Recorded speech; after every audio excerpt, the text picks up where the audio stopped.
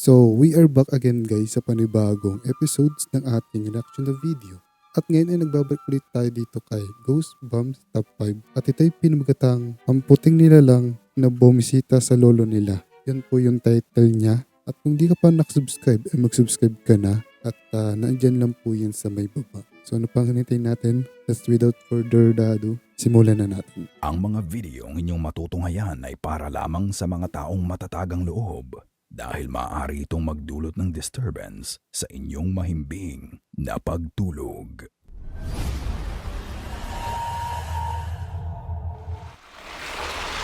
Howl in the Forest.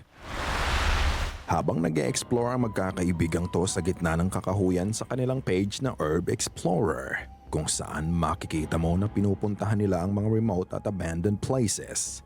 May natagpuan silang butas sa gitna ng gubat at dahil sa pagiging thrill seekers nila, pinili nilang pasukin to at i-explore. Ooh.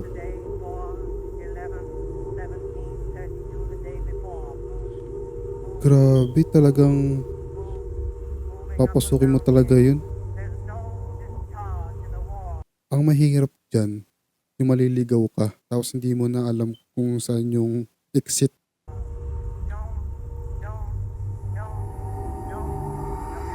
Uy!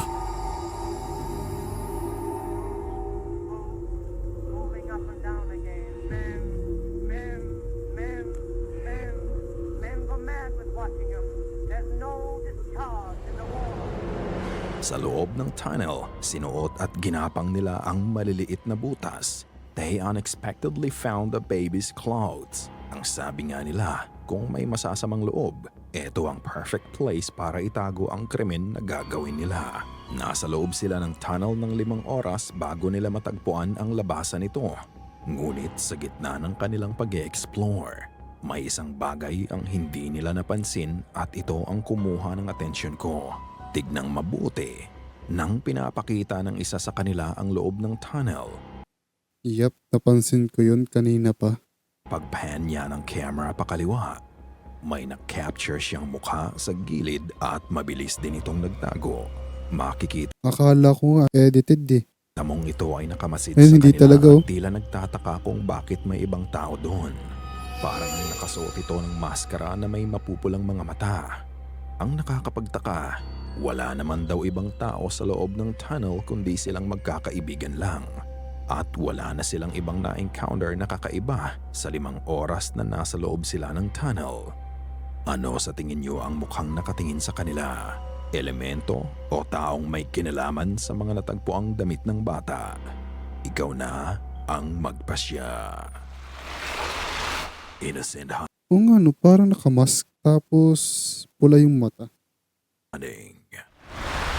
Isang ina ang nagbahagi ng mga kakaibang nangyayari sa loob ng pamamahay nila. Ang sabi niya, nagkakaroon ng mga activity sa bahay lalo na kapag andyan ang mga anak niya. Simula ng 2022 hanggang 2024. Meron lang siyang 7 video sa page niya at ito ay laging patungkol sa supernatural. Ngunit matapos ang huling video niya na ipinost niya noong November 2024, wala na siyang naging update pa. Isang beses habang nasa sala sila ng anak niya, ito ang nangyari.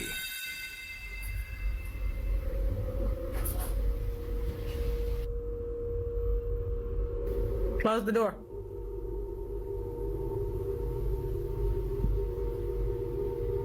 Can you close the door, please? What the fuck? Hold on, let me ask. Open the door if you need help. What the?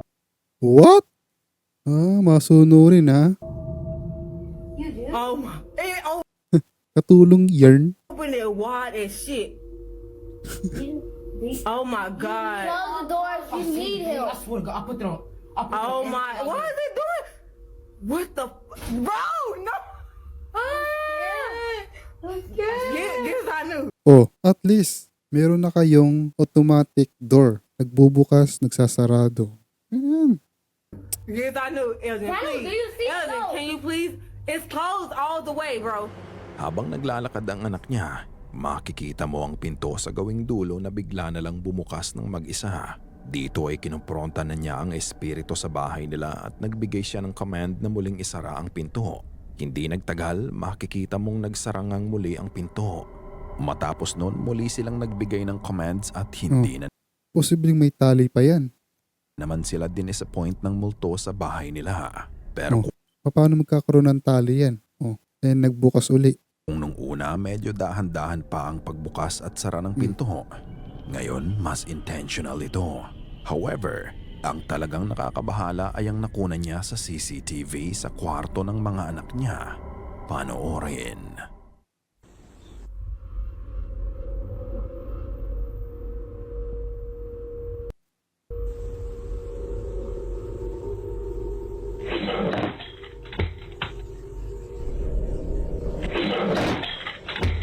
Sa video, makikita mo ang magkapatid na mahimbing ang tulog nang bigla na lang nahulog ang headphones sa harap nila. Hindi lang ito basta bumagsak. Dahil kung re-reviewin mo ang video, makikita mo na parang may nakahawak dito. Bago nga ito mahulog ay makikita mo ding bahagya pa itong umangat bago hilain ang kable ng headphones. May mga nagsasabi na baka may aso o pusa sila. Pero wala silang alagang hayop. Kung ganoon, ano kaya ang nakita nila sa video? Hindi. Controller yun. Nung PS5. Ang hayop. Kung ganoon, ano kaya ang Headphone ba? Hindi, controller nga. Headphone o yung controller ng PS5. nakita nila sa video? Maaari kayang actual apparition ito ng multo pero tanging kamay lang nito ang nabuo? Yung controller o may nga. paliwanag ka sa nangyari? Grandma's Company. Ang isa nating ka-goosebumps na si Mary ay nagbahagi ng kanyang nakunang video ng lola niya. Ang sabi niya, ito lang daw ang unang beses na may nakita silang anomaly sa CCTV nila. Kung ano yon, sabay-sabay nating panoorin at kayo na ang humusga.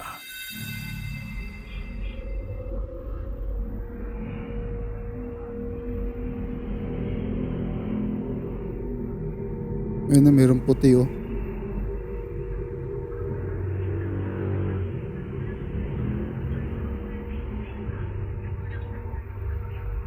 Ayun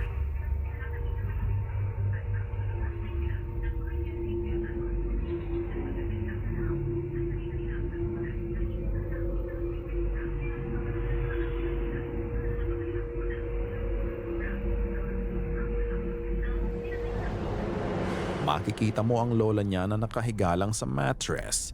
Tila unaware siya sa nangyayari sa paligid niya. Makikita mo ang orb na lilipad-lipad lang malapit sa kanya.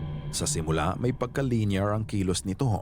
Pero nang pumunta ito patungo sa lola niya, makikita mong mas naging fluid ang galaw nito. Bahagya itong nagpunta sa ulunan ng lola at saka nagpunta sa gawing paanan niya. Walang ibinigay ang sender kung ano ang history sa bahay nila. Pero ano sa tingin mo ito?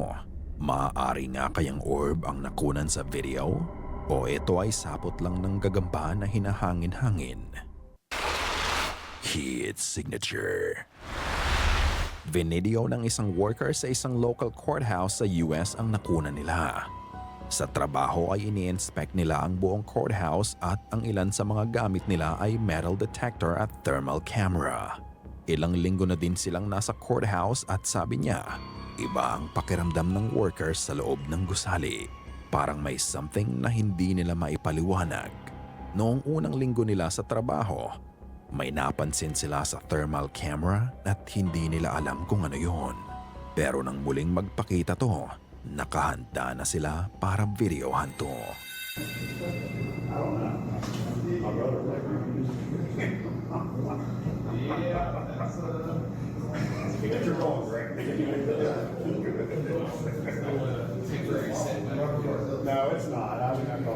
What?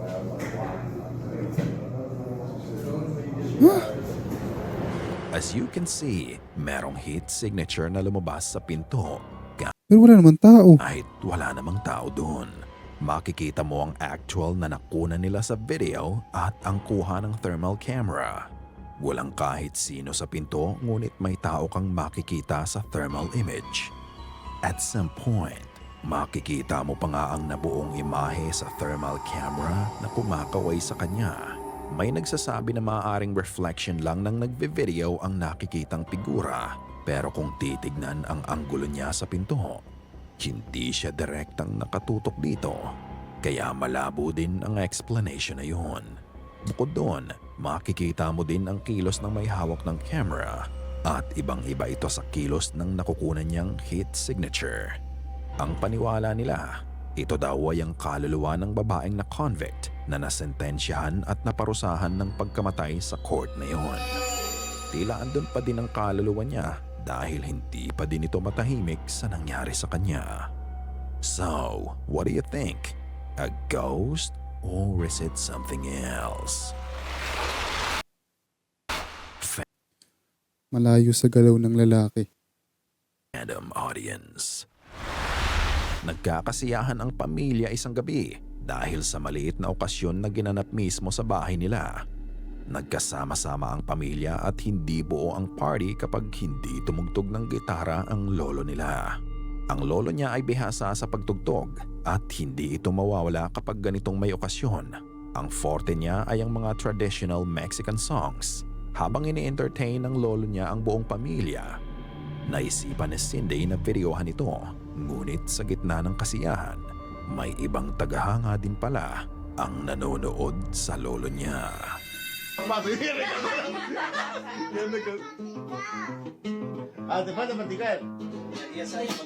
Okay, nakatingin ako ngayon sa bintana sa likod ni Lolo.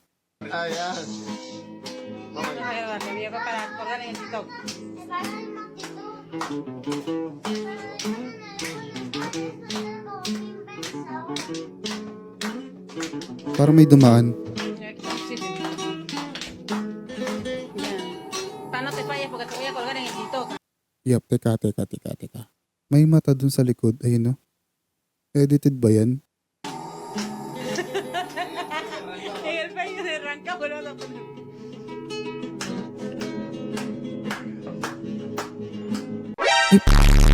Kala ko mata. May mukha pala yun oh. Parang lalaki nakatayo. Tapos ito yung mukha niya. Kala ko mata. Puta yan. Parang familiar yung mukha. Parang mala Japan. Hindi oh. Ngayon ko lang napansin yung mukha. Lalaki siya. De ser guamanguín. Sa video, makikita mong magaling na ibinabahagi ng kanyang lolo ang natatangi nitong talento. Sa simula wala namang kakaiba, pero nang itutok ni Cindy ang camera sa harapan ng lolo niya, sa bintana, biglang lumitaw ang hindi maipaliwanag na Parang lalaki siya. puting figura. Malinaw mong ang makikita ang katawan at mukha nito. Puting-puti lang ang kulay nito at tila Napagkamalan ko pang mata to. Kasi sobrang laki ng mukha eh. Yung mukha sa Japan, yung ghost, yung puting-puti ang mukha. Napagkamalan ko pang edited hayop. na-enjoy din nito ang musika ng lolo niya. Halos naka-extend pa nga ang leg nito para lang makita ang ginagawa nila sa loob ng bahay. Hindi din naman ito reflection na mula sa salamin dahil makikita mo kung saan nakasilip ang mistulang imahe. Ito ay bukas sa magkabilang gilid. Ang pinagtataka pa nila habang nagve-video sila ay hindi nila napansin ang figura sa bintana. Rumihistro lang ito sa So, hindi ko alam kung edited to. camera niya. Kaya mapapansin mo, wala silang naging reaksyon nang magpakita ito sa bintana. Ano kaya ang pakay nito at bigla itong nagpakita doon? Feeling ko talaga lalaki talaga to. Ito ba ay kaluluwang humahanga at naaantig sa pagtugtog ng lolo niya? O hindi kaya ay dating kasamahan niya na yumao na? Ikaw na ang magpasya. River Ghost. Maganda sana yung kanta kaso hindi ko lang maintindihan. Nagpadala ng video at photos ang kaibigan ni Wayne na si Christy nang minsang naisipan niyang maglakad-lakad sa gilid ng ilog isang hapon. Ang sabi ni Christy, malayo pa lang ay may naaaninag na siyang kakaibang bagay pero hindi siya sigurado kung anino ba ito. Kaya nang mapalapit siya sa nakikita niya, Nagpicture at nagvideo siya. Ito ang kanyang nakita. Ayun, may nakatayo oh. Zoom in. I'm trying to see if it moves. Take a photo of that. Nakita mo ba yon? Sa gitna ng ilog, Ayun, no? may kung anong bagay ang nakatayo doon. Ang figura ay nakasuot ng itim at mapapansin mo din ang puting mukha nito. Para nga itong nakamasid lang din sa kanila at andun lang siya, hindi gumagalaw. Hindi din ito nadidisrupt ang flow ng tubig sa ilog kahit na medyo malakas ang agos ng tubig nung nabidyohan nila ito. Posibleng edited yun. Kung gaano din kalabo yung video, ganoon din kalabo yung pagkakalabo nung mukha nung kung babae or lalaki. Ilog kahit na medyo malakas ang agos ng tubig nung nabidyohan nila ito. Para nga daw itong pare nung sinaunang panahon na nakasuot ng itim at mahabang robe na may hood sa ulunan nito. Ang sabi naman ng iba, pwede mo din ihalin tulad to sa mage o hindi kaya ay kay kamatayan. Ito ba ay babala sa kanila na may masamang mangyayari sa kanila? O pwede din kayang tao to na gumagawa ng prank sa mga taong dumadaan sa ilog noon. Katulad ng dati mga ka-goosebumps, ikaw na ang magpasya. Ikaw na ang bahalang humusga. So, yun lang guys. I hopefully ay nag-enjoy kayo and ingat and God bless. See you in the next one na video. Paalam.